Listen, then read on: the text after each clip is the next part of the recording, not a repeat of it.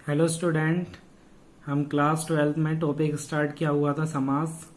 उसका हमने पहला टॉपिक पढ़ लिया था। पहला टॉपिक हमारा क्या था? अव्ययीभाव समास। अब उसके सेकंड टॉपिक पे आते हैं द्वंद्व समास। द्वंद्व समास को समझते हैं। द्वंद्व समास क्या होता है? ये जो द्वंद्व समास है ये अपभ्रंश भाषा का शब्द है।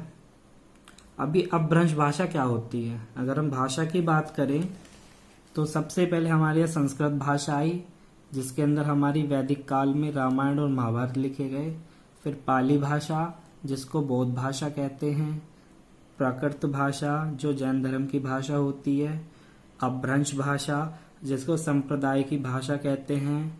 अवहट भाषा, जो मठ मठांतर की भाषा होती है, जैसे मठ मठांतर राम रहीम, आसाराम बापू, ये जो अपने मठों में भाषण दिया करते हैं उनको उसको अवहट या मठ मठांतर की भाषा कहते हैं। उसके बाद हमारी हिंदी भाषा आई है। तो हम द्वंद्व समास की बात कर रहे थे। तो द्वंद्व समास का मतलब क्या हो? द्वंद्व का मतलब वो क्या होता है? लड़ाई या प्रतियोगिता या प्रतिद्वंदता। यानी कि जिन वाक्यों में आपस में लड़ाई का भाव हो, प्रतियोगिता का भाव या प्रतिद्वंदता का भाव हो, वहां पर ही द्वंद्व समास होता है। अब इसकी परिभाषा की तरफ चलते हैं। इसकी परिभाषा क्या कहती है? जहां दोनों पद प्रधान हो, पहला और दूसरा पद दोनों की बराबर बराबर इंपोर्टेंस हो, वहां द्वंद्व समास होता है। यहाँ पर प्रतियोगिता का भाव होता है। इसकी पहचान करने के लिए यहाँ पर प्रतियोगिता का भाव पाया जाता है। जिन शब्दों में प्रतियोगिता का भाव पाया जाता है वहां पर द्वंद्व समास होता है। जैसे राम डैश रावण, कृष्ण डैश कंस, कर्ण डैश अर्जुन। यानी कि राम और रावण में युद्ध हुआ था, यानी इनमें क्या है? प्रतियोगिता का भाव है। कृष्ण और कंस में युद्ध हुआ था, कर्ण और अर्जुन में युद्ध हुआ था। तो इस प्रतियोगिताओं के आधार पर हम पता लगा सकते हैं यहाँ पर द्वंद्व समास है। अगला विलोम शब्द। विलोम शब्दों में द्वंद्व समास होता है। हिंदी व्याकरण में जितने भी विलोम शब्द पाए जाते हैं सभी के अंदर द्वंद्व समास होता है। रात दिन, लाभ हानि, लंबा छोटा, ऊंचा बड़ा, जितने भी विलोम शब्द होते हैं सभी के अंदर क्या पाया जाता है? द्वंद्व समास पाया जाता है। अगली बात, जहां पर योजक चिन्ह लगा होता है उसको हटाकर और अथवा या एवं अथवा च का प्रयोग करते हैं। जैसे इनको योजक चिन्ह या हाइफन बोलते हैं। इनको योजक चिन्ह या हाइफन बोलते हैं। समास विग्रह करते समय इसको हटा दिया जाता है। इसकी जगह और, अथवा, या, एवं, अथवा नहीं, तथा, या, एवं, अथवा च आदि का प्रयोग हम करते हैं।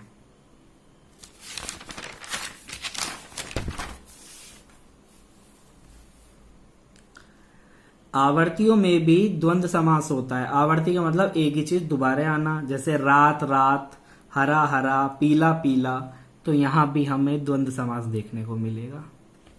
1 से लेकर 10 तक की संख्या, इसके बाद 20, 30, 40, 50, 60, 70, 80, 90, 100, 10,000, 1 लाख, 1 करोड़, 1 अरब, सभी में द्वंद्व समास होता है।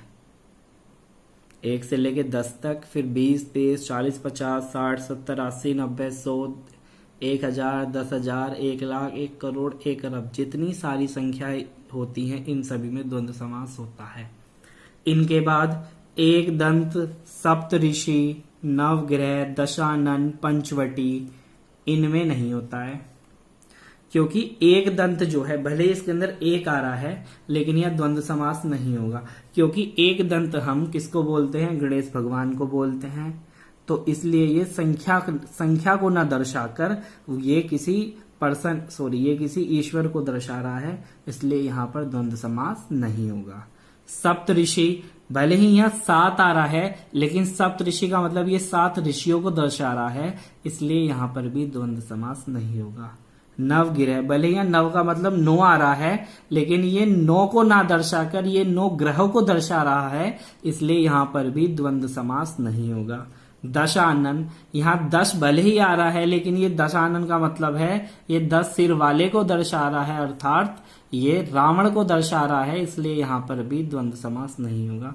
पंचवटी बोलते हैं 5 पेड़ों के बीच में जो कुटिया होती है, यह 5 को ना दर्शाकर ये 5 पेड़ों के बीच में जो कुटिया होती है उसको दर्शा रहा है, तो इसलिए यहाँ पर द्वंद्व समास नहीं होगा।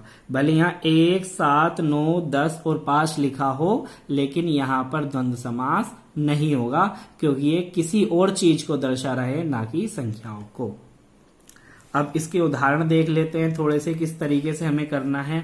एग्जाम में आएगा लोटा डैश डोरी, इसका विग्रह हमें करना होगा। कैसे करेंगे? लोटा या डोरी, यानी इस हाइफन को हटाकर और, अथवा, या, एवं, च का प्रयोग करेंगे। अधिकतर तो और का ही प्रयोग होता है। माता डैश पिता, यानी माता और पिता। छोटा या बड़ा, यानी छोटा और बड़ा। दाल डैश आटा, दाल और आटा, ये तुम्हारे करने के लिए छोड़ दिए हैं मैंने। देश डैश विदेश, देश और विदेश। रात डैश दिन, रात और दिन। लोटा डैश डोरी, लोटा और डोरी। राजा डैश रंग, राजा और रंग। लोटा या डोरी भी कर सकते हैं, लोटा और डोरी भी कर सकते हैं, इसलिए मैंने यहाँ पे या भी लगा के बताया, और यहाँ पे तुम और भी लगा के बना सकते हो। राजा डैश रंग, राजा या रंग भी कर सकते हैं, राजा और रंग भी कर सकते हैं। देखिए ये लिखा है दंतोष्ट, यहाँ पे हाइफन नहीं लगा हुआ बीच में, लेकिन दंतोष्ट पढ़ने से हमें पता चल रहा है यहाँ पर क्या है, 2 पद है, दंत और ओष्ठ, यानी दांत और होठ, और दोनों में आपस में क्या है, प्रतिद्वंदता है, आपस में लड़ाई रहती है। अगर दांत के नीचे होठ आ जाए तो उसको काट देता है, तो इनमें क्या है, दोनों में द्वंद्वता होती है, तो यहाँ पे क्या आएगा, दांत और ओष्ठ। राजा हाइफन रानी हाइफन प्रजा, यानी हाइफन चिन्ह, राजा और रानी और प्रजा, राजा और रानी या प्रजा। लाल डैश बाल डैश पाल, लाल और बाल और पाल। आन और बान और शान। नदी और नाले, बच्चे या बूढ़े, लव और कुश, घी और शक्कर, छल अथवा कपट। इस तरीके से हम द्वंद्व समास को पढ़ेंगे।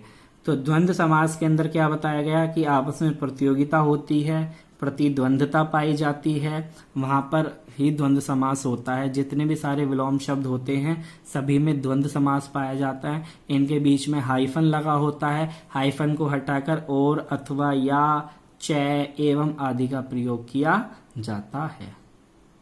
Thank you.